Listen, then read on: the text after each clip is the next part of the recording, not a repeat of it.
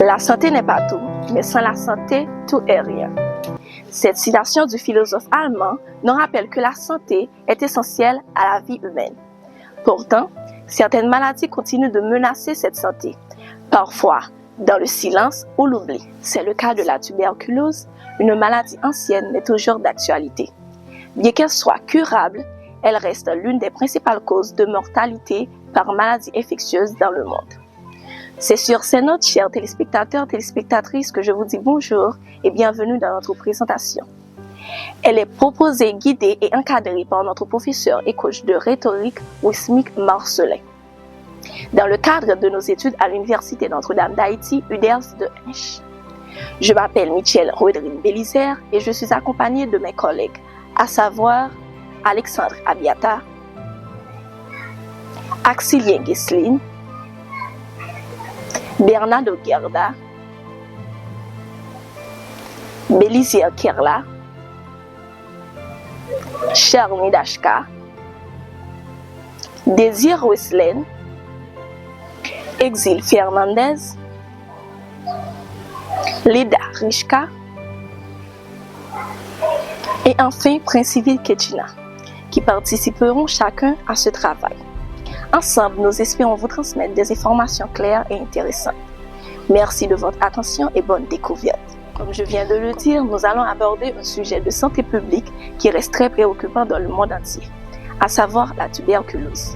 Malgré les avancées médicales, elle continue de faire des ravages, notamment dans les pays en développement. En Haïti, cette maladie touche encore des milliers de personnes chaque année, détruisant des vies et fragilisant des familles entières. Donc, à travers ce travail, nous allons essayer de comprendre qu'est-ce que la tuberculose, comment elle se manifeste, se transmet et surtout, comment la prévenir, la diagnostiquer et la soigner efficacement. Comme vous le savez déjà, tout dans ce bas monde a une histoire, une origine. Donc, celle-ci, mesdames et messieurs, ne dérobe pas à la règle. La tuberculose existait depuis l'Antiquité. Elle a été retrouvée dans des momies égyptiennes et connue chez les Grecs sous le nom de ptissi. Au Moyen-Âge, elle causait de nombreux décès, surtout dans les villes surpeuplées. C'est enfin au XIXe siècle, grâce à un grand docteur nommé Robert Koch, que la bactérie responsable de cette maladie a été découverte. Comme vous le savez déjà, tout en ce bas monde a une histoire, une origine. Donc, mesdames et messieurs, celle-ci ne dérobe pas à la règle. La tuberculose existait depuis l'Antiquité. Elle a été retrouvée chez des momies égyptiennes et connue chez les Grecs sous le nom de ptissi. Au Moyen-Âge, elle causait de nombreux décès, et surtout dans les villes surpeuplées. Maintenant, qu'est-ce que c'est que la tuberculose? La tuberculose est une maladie infectieuse chronique causée par une bactérie qui touche principalement les poumons, mais peut prendre d'autres parties du corps, à savoir les ganglions, les os, le cerveau, ainsi qu'à d'autres parties.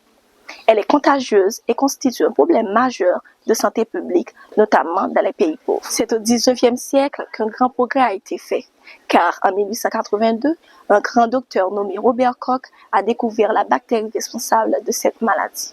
Cela a permis de mieux comprendre et appréhender cette maladie.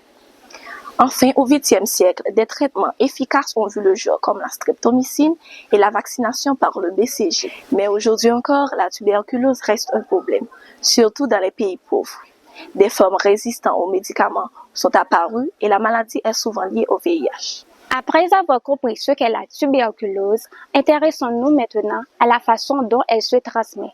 Comprendre les modes de transmission, c'est connaître comment se protéger et éviter la propagation de la maladie.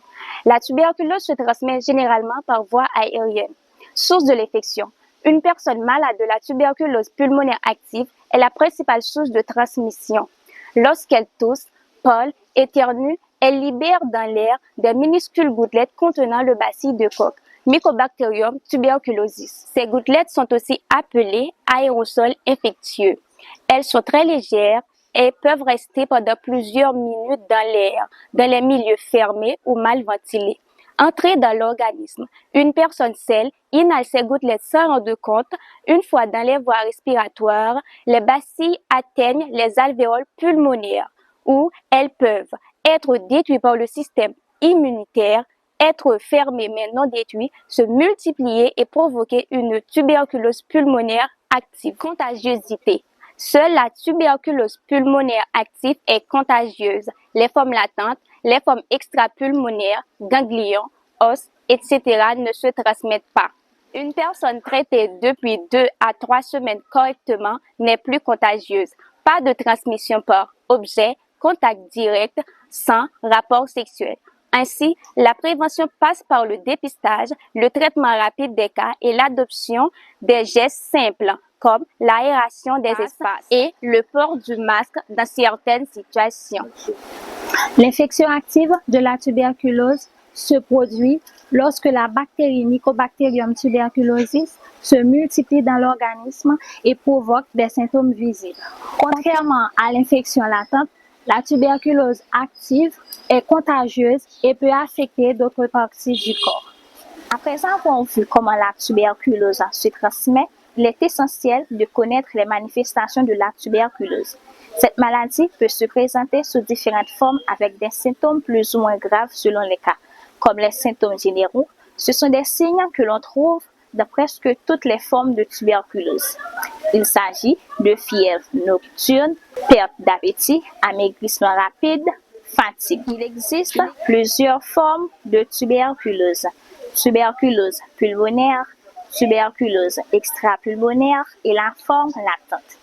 La tuberculose pulmonaire, qui est la forme la plus courante, elle se manifeste par une toux persistante pendant plus de 2 à 3 semaines, accompagnée avec de crachats, parfois avec du sang. Le malade peut ressentir des douleurs thoraciques et dans les cas graves, un essoufflement. La tuberculose extrapulmonaire touche d'autres organes, les ganglions, forme ganglionnaire, les os, le cerveau, forme méningée, les reins, le système digestif ou d'autres organes, forme miliaire.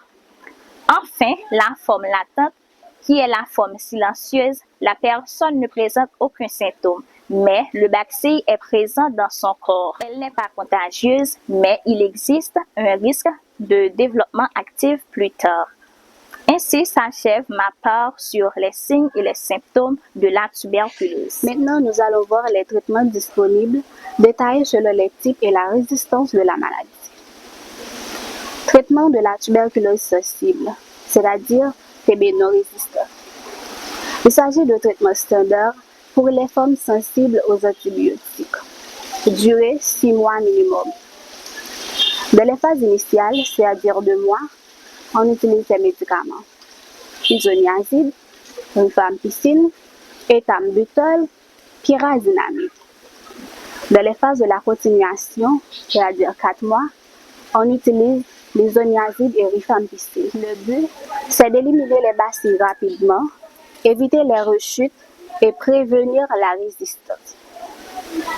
Traitement de la tuberculose multirésistante. Cette forme résiste à au moins l'isoniazide et rifampicine. Les médicaments de la deuxième ligne disponibles. Fluoroquinolone, médicament injectable amikacine, capriolicine, bédaquiline, médicament restant. Ces médicaments sont encore plus lourds, plus chers et avec plus d'effets secondaires. Traitement de la tuberculose ultra-résistante. Cette forme est encore plus résistante et difficile à traiter.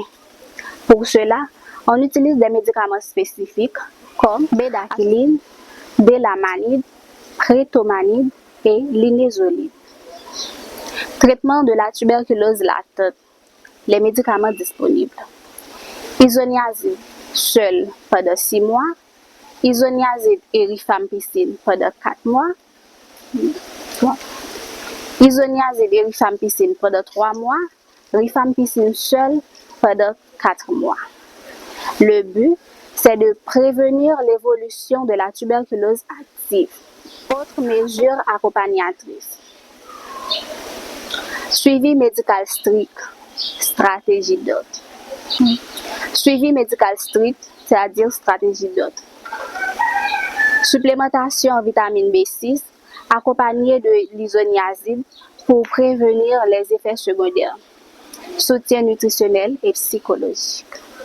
Passons maintenant aux facteurs de risque et aux populations vulnérables à la tuberculose. Les principaux facteurs de risque sont l'immunodépression, la malnutrition, les conditions de vie précaires, le contact avec un malade non traité, la consommation de substances toxiques et l'âge extrême. D'abord, l'immunodépression causée notamment par le VIH, le cancer ou le diabète mal contrôlé affaiblit les défenses immunitaires. Ensuite, la malnutrition qui réduit la capacité de l'organisme à se défendre contre les infections. Par ailleurs, les conditions de vie précaires comme le surpeuplement ou les logements mal ventilés favorisent la propagation de la maladie. De plus, un contact étroit et prolongé, surtout en milieu clos avec un malade non traité, augmente le risque de contamination. En outre, la consommation de substances toxiques comme le tabac, d'alcool ou de drogue nuit au bon fonctionnement du système immunitaire.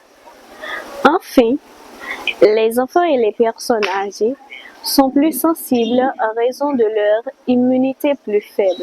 Après avoir écouté les facteurs de risque et de population vulnérable, il est important de connaître les moyens de diagnostic de la tuberculose.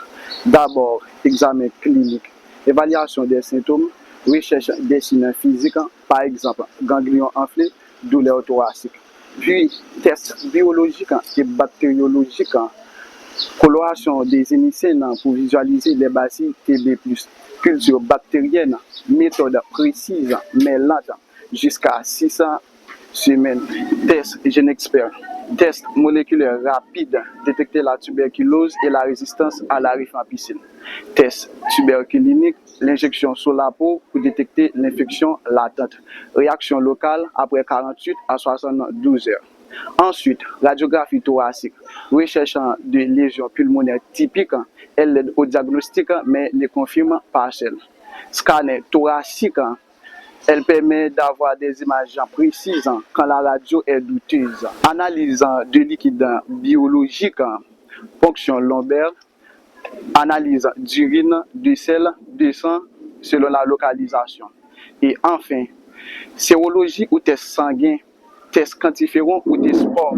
Elle permet de détecter l'infection latente non utilisée pour la forme active. Après avoir entendu parler de la prévention et vaccination BCG, maintenant, je vais vous parler de la situation actuelle en Haïti et dans le monde. La situation actuelle en Haïti et dans le monde, Haïti. Haïti est l'un des pays les plus touchés de la région des Amériques. Environ 17 à 20 000 cas sont signalés chaque année. Le taux d'incidence reste élevé, environ 170 cas pour 100 000 habitants. La co-infection VIH-TB est un problème majeur. Beaucoup de personnes atteintes du VIH développent la tuberculose. L'accès au dépistage et suivi des traitements sont parfois difficiles en raison des ressources limitées. Le Programme national de lutte contre la tuberculose, PNLT, mène des efforts pour améliorer le diagnostic GeneXpert, la sensibilisation et l'observance des traitements. Maintenant, dans le monde, plus de 10,6 millions de cas sont signalés chaque année. 1,3 million de décès, surtout dans les pays pauvres. 95% des cas et des décès surviennent dans des pays en développement. Inde, Indonésie, Chine, Pakistan, Afrique subsaharienne, etc. La tuberculose reste la première cause de mortalité infectieuse dans le monde devant le VIH. La résistance aux antibiotiques, tuberculose multirésistant, augmente, compliquant les traitements. Maintenant, les défis mondiaux actuels, sous-détection des cas, la co-infection avec le VIH et puis résistance médicamenteuse. Après avoir entendu parler de la situation actuelle en Haïti et dans le monde, maintenant il est important de savoir les rôles des professionnels de santé dans la lutte contre la tuberculose. Premièrement, dépistage et diagnostic. Identifier les personnes infectées avec des tests comme examen des crachats, radiographie, etc. Deuxièmement, traitement et suivi. Prescrire les médicaments antituberculeux, surveiller l'évolution du patient, s'assurer qu'il suive bien le traitement pendant au moins 6 mois. Troisièmement, éducation sanitaire. Informer les patients, le public sur la maladie, sa transmission, la prévention et le traitement complet. Quatrièmement, vaccination. Administrer le vaccin BCG chez les nourrissons, surtout dans les zones à risque. Cinquièmement, prévention et contrôle de l'infection, Appliquer les règles d'isolement d'hygiène, de protection pour limiter la propagation. Sixièmement, soutien psychosocial. Accompagner le patient dans la durée du traitement, souvent long, et lutter contre la stigmatisation.